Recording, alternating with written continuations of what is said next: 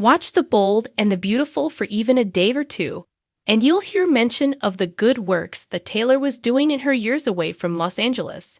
You know, the good works that were so important that she missed Thomas' non-wedding to Zoe and Steffi's actual wedding to Finn, the birth of grandson Hayes, and the medical crisis that sent Thomas to second base with a mannequin. But what if Taylor wasn't actually off playing Mother Teresa? You'll recall that when the world-renowned psychiatrist took off, it wasn't long after she went so mental that she shot Bill for taking advantage of Steffi. Suppose she wasn't 100% better when she got the hell out of Dodge?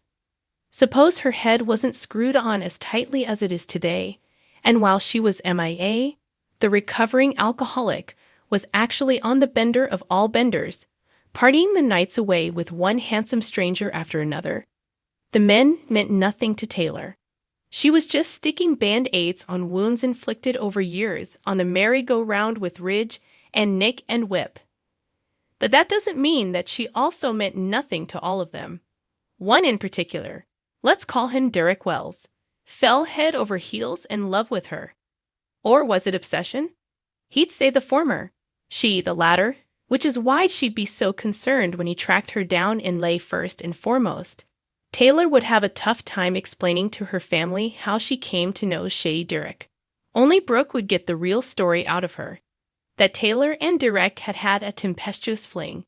It was passionate, it was exciting, but it also frightened her. He frightened her. So she'd moved on without ever telling him goodbye, hoping that that would be the end of that. Derek isn't angry.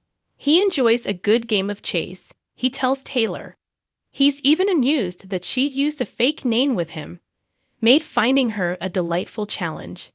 Though she insists that they won't be picking up where they left off, he wagers that she'll change her mind, and she'll have plenty of time to do so, because he's relocated his base of operations to Lay, unaware that Derek is a drug lord. Steffi and Thomas would encourage their mom to have some fun with this guy who is clearly crazy about her.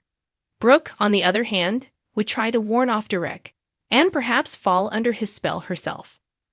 Would Taylor be able to resist the temptation to fall back into a relationship that was so hot she feared it would burn her from the inside out? Would Brooke get swept into an affair with a new Mr. Wrong? And how long would it take for Derek to involve susceptible Deacon into his dirty dealings?